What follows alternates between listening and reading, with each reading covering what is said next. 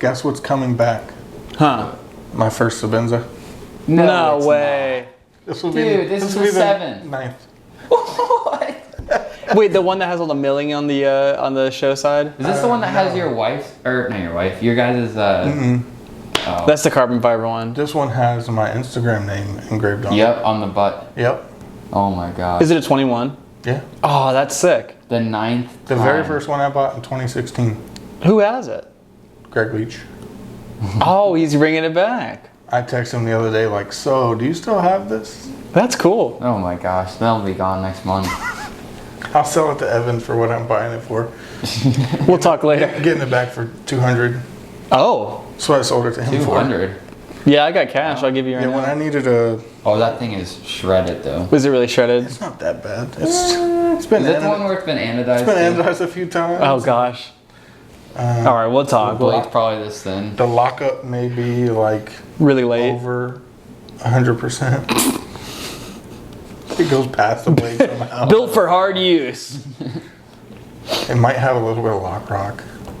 Every Like knife a has 31? lock rock, Everett. Yeah, it just feels like a 31. Feels like a 31. Every knife has lock rock. You shouldn't expect it not to. Should have it Saturday. Tomorrow. Wow. You know tomorrow's not Saturday, right?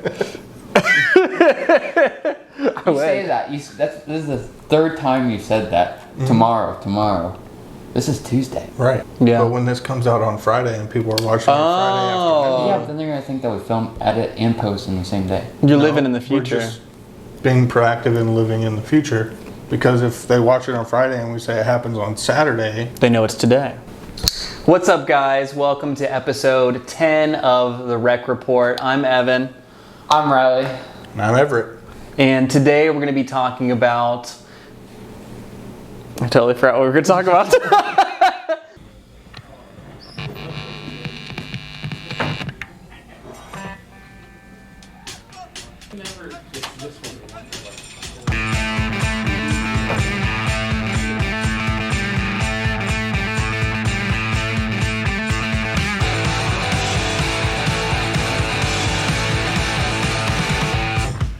Hey, what's up?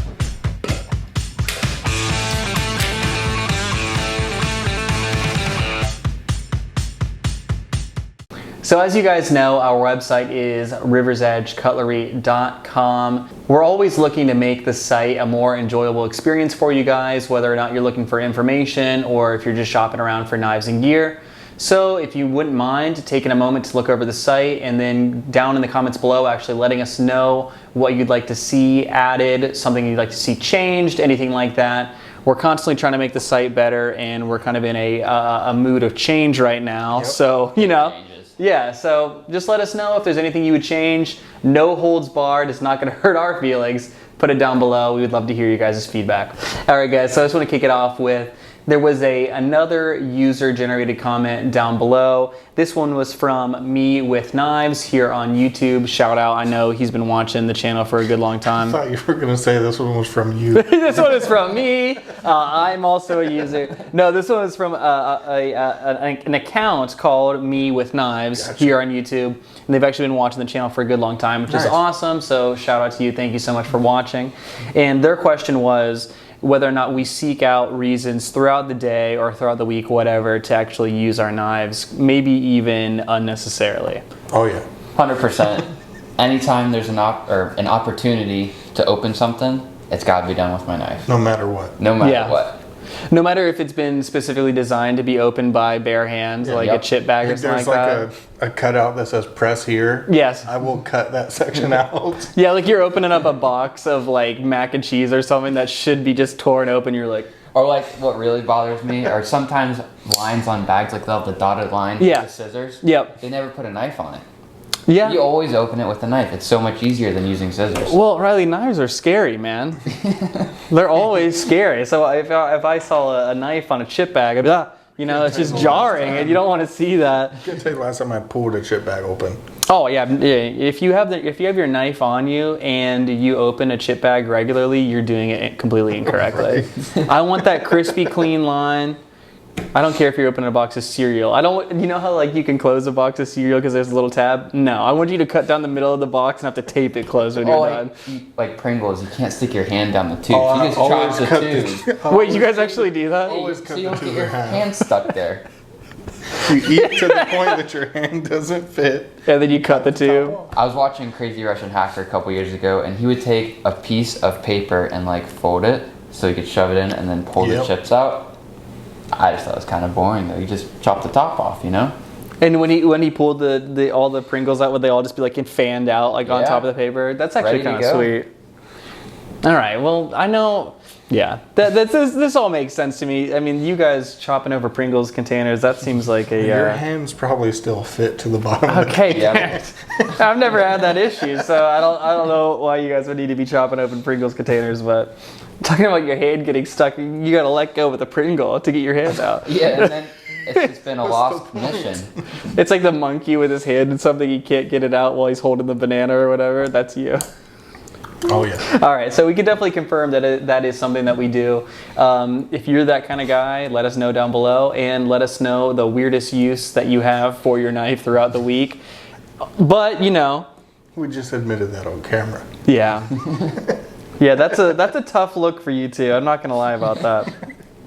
Convenience is always the best way to go. Yes, absolutely. And your knives just make everything so much more convenient when they're sharp. If they're dull, game over. And it's also dangerous at that point. True.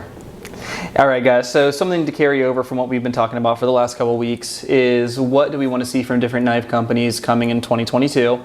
I think this week we're going to kind of take a little bit more of a budget turn with one of these brands, but we're going to kind of refer to them together since they're a parent company and a subsidiary company. So what do you guys want to see from Civivi and we coming in 2022?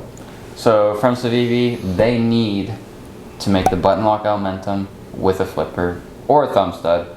I know that it like locks the blade shut. But if they could somehow put a detent in it, because I hate opening the knife with only the Protech button. figured it out. So That's true. Yeah. And you really can't shake the Malibu out of the handle. Like the detent's really well I tuned. think more button locks in general need to happen. And they probably will, just based off of how successful the button lock Elementum was this Liner year. locks are just out of style. That's true. They really are. There's some really good ones, and there's some not so great liner locks out there. Yeah, they're alright. Like when it is a part of the liner, it just seems kind of flimsy, and you're relying on that super thin tin can piece of metal to stop that blade from coming Yeah. down. Yeah. No, I get it. What do you guys think of the pintail that came from Civivi this year? It wasn't bad. I think You it was like a little it? small. It was a I little feel small. like most Civivi models, like the core line, are smaller. Yeah. And for me, my pinky's always struggling for space. So The reason I really liked that one was that it was S35 in micarta, That's which is what we're always asking for anyway.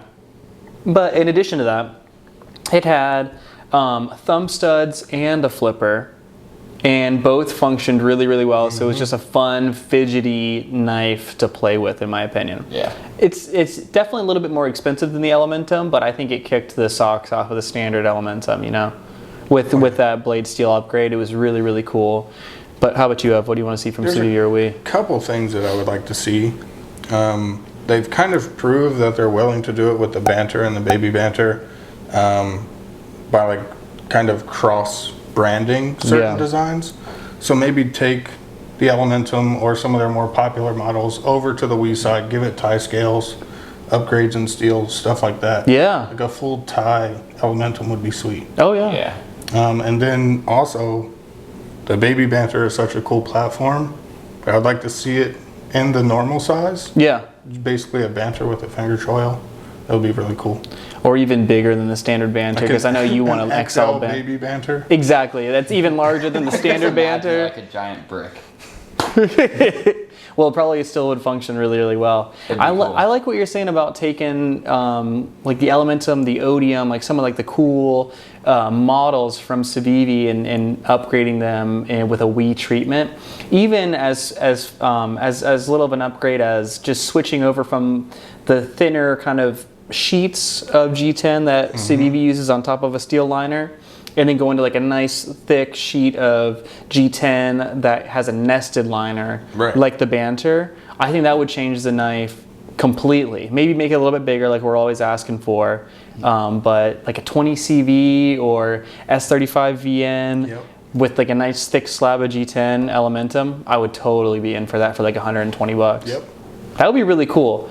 And like you said, that it's seeming more and more plausible with how they're going back and forth with the same lines, you know? Yeah, they're like breaking that third dimension between brands. It's really cool. Another thing I really like about them is the amount of micarta that they do use. There's so many models in micarta, and I love it. It's sweet. Yeah, and a lot of different colors. This week. Yes. Yeah. I couldn't say more micarta this week because they do a good job at that. Yeah, I like it. And then also, I know they've done a couple front flippers, but I really like a solid front flipper, and if they made more of them, or like a front flipper Elementum, that would be pretty sick. I'm surprised they haven't done that yet, because they've done obviously the standard, the button lock, the fixed blades now even at this point. Seems like there's a little bit of room for it. Button lock had a front flipper. That would Yeah, be sweet. That would be really, really fun. That would be like just a fun like party trick flippy. Yeah, and it wouldn't be intrusive at all. No.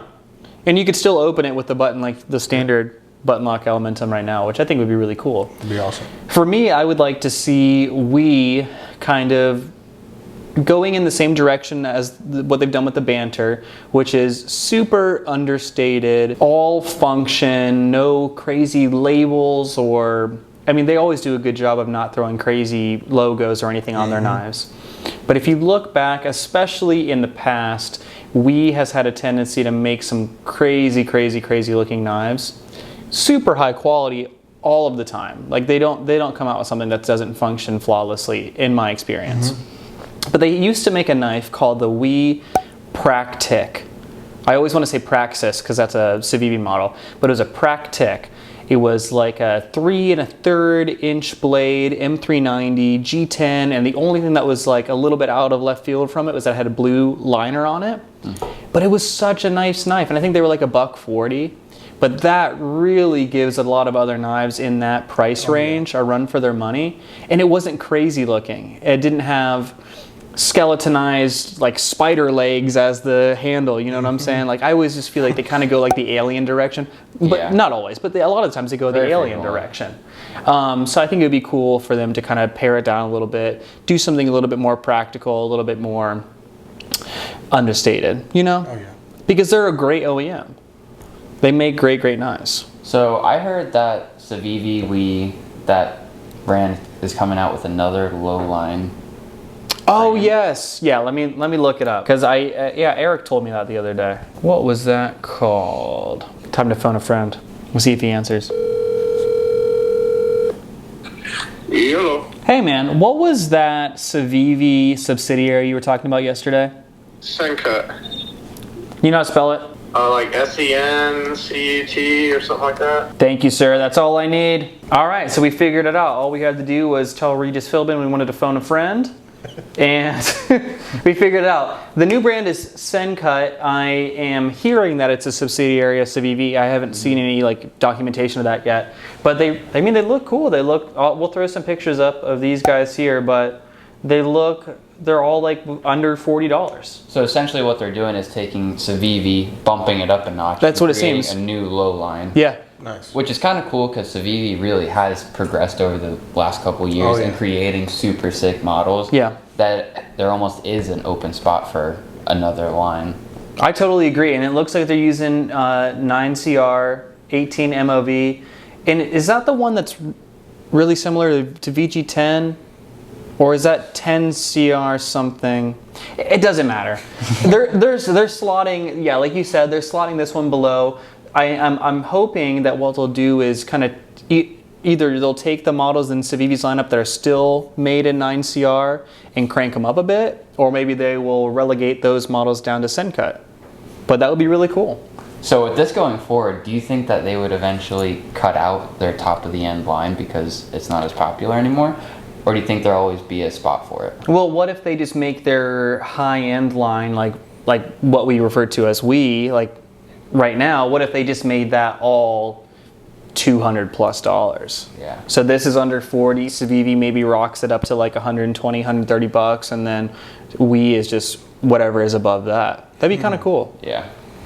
I think they would almost have been better off maybe just being all under Wii or all under Civivi and just offering a wide price range. You know, because it is kind of weird, and like it's just weird having those totally separate brands, but it's still pretty cool. it's cool. And you know, a lot of other companies have done it in the past, so we know it's possible to have a huge price range in between your baseline models and your high-end models, Even because like Spyderco with the China ones too. exactly, The American ones. exactly.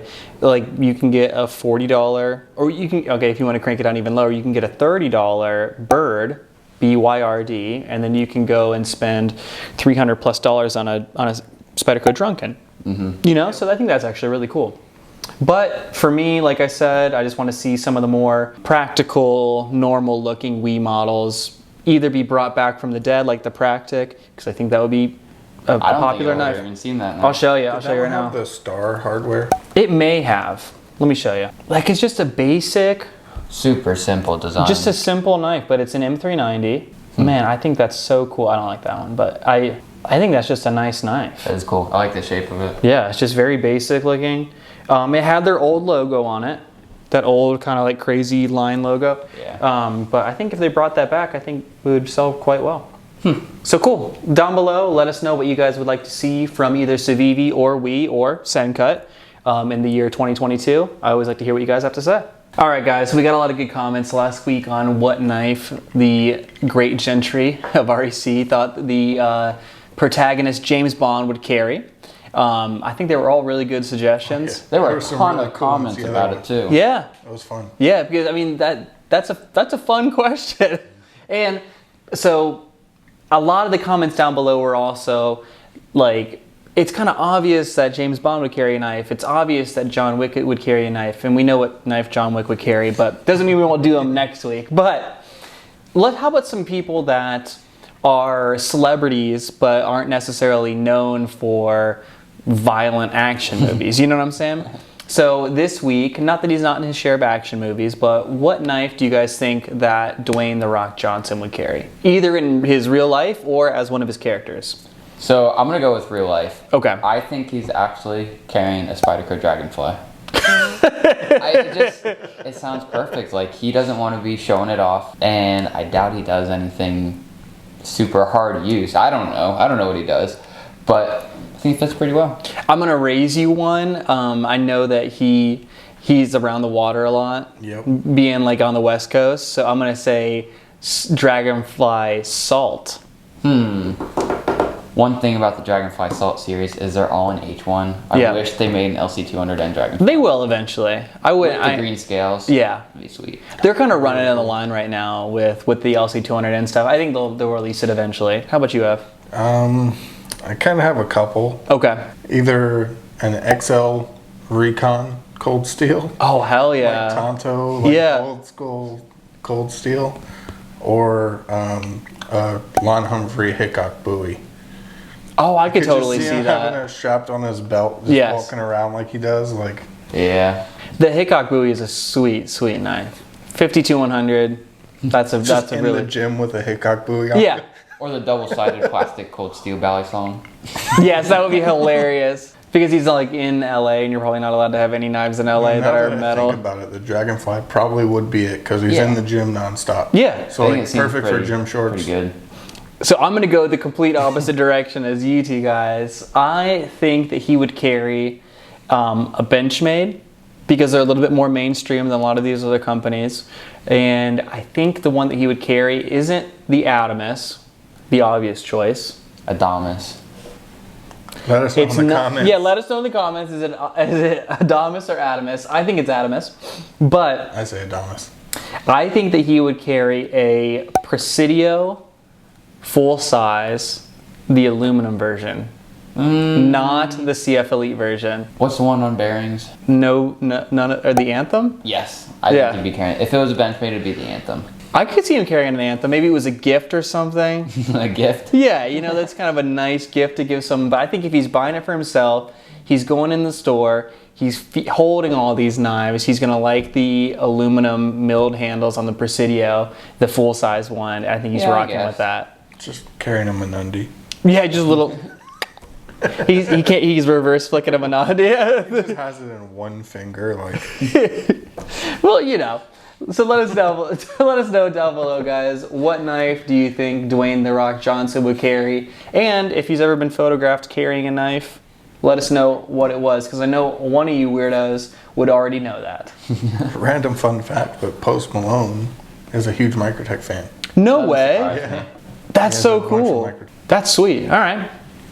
I'll lock that knowledge away. Maybe we send him a I don't know why I Microtech. have that knowledge. That's cool. All right, Austin, if you're watching this video, comment down below. So the last question that I have for you all today is, I know we talk about it a lot. I've said it once, I'll say it again. The knife people are the best part about the knife community, the best part about this hobby. Oh yeah. So what has been either your favorite or just one of your favorite interactions that you've had with someone through the knife community? So over the summer, my family and I went to Colorado just to visit, have a cool vacation, and my dad got in contact with Spyderco. We ended up going to Golden and going to the Spyderco factory, and then we talked with Hillary, who is our, I don't know what you'd It's like call a her. sales She was the manager, exclusive sales rep, yeah. She was doing all the exclusive contracts. At the Yeah, time. she's with everything. All of our ordering, we go through Hillary. No longer there. And then Eric and everyone at Spyderco was super cool. They gave us a tour around their place. We weren't supposed to film a lot of it, so that we didn't really get any content from it.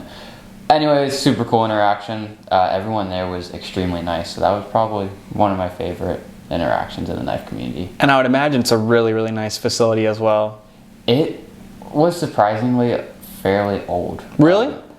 I mean, there was nothing like falling apart or anything. Sure. But it was pretty outdated there. Oh, okay. Interesting. But I will say though, all of their production stuff was super clean. Yeah. Super clean. That's more like what I was leaning towards. I feel like they just are laser cut, you know? Yeah. How about you, Ev? Really similar, also a Spyderco story.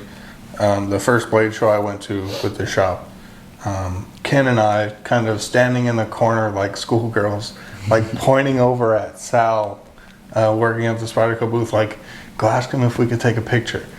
And I'm like, no, you go ask him if you could take a picture. And Ken finally got the courage to walk up and talk to him, and he came out from behind the booth and we just talked. Super nice guy, but it was like meeting kind of like a knife celebrity. Definitely. Someone that I've seen my whole life watching YouTube videos and stuff, so it was really cool. Ken handed him his polywog. He was like reminiscing about how it was one of Eric's first designs. It was really cool. That's really, really neat. For me, I think there's been a lot of really, really cool interactions that I've There's so had with many. people. One of my favorite things that I've seen and experienced in the knife community is just hanging out with some of the guys that are regulars at the shop. Kenny, if you're watching this, shout out, you are awesome. Riker is Kenny's son. Yeah. That kid is awesome. He is so knowledgeable. He knows exactly what he wants when he comes into the store. He'll pick up a knife and he'll flick it and he'll be like, I don't know, I don't like the detent on that. And he'll move on to the next thing. And he's just a young kid, super smart, super respectful, super cool. But I like the connection that they have through knives. I know they have other hobbies that are really cool that they do together as well. But just seeing their interaction and being able to be a part of that has been super cool. So shout out Kenny and Riker. You guys are awesome. You guys are the best. Another thing that happened recently that was really fun was when we were at the Hinderer event over the weekend. Yep. There was a young man there. Shout out Brant. Yeah, Brant. Shout out Brant. And he came up to us and was like, "Oh man, I've been watching your guys' YouTube videos." And that is just such a cool compliment to that someone who is so deep From into Texas the hobby. also. Yeah, Like yeah. not even a local Ohio kid. Yeah, young man from Texas. He's super deep in the hobby, very knowledgeable, awesome collection, obviously. But just the fact that he would spend his time on a Friday afternoon chilling with us and talking about knives is Really super cool. awesome. So shout out Brant. I need to have you on the show at some point. We'll get a little virtual virtual interview call going. going. But it was really nice to meet you, brother. I really appreciate it. Weekly tradition, pocket dump. What do you guys got? Got my flashlight. Fantastic. Titanium i3T. Got a little customized smock with the smock scales. sandblasted blade and hardware and liners. And button.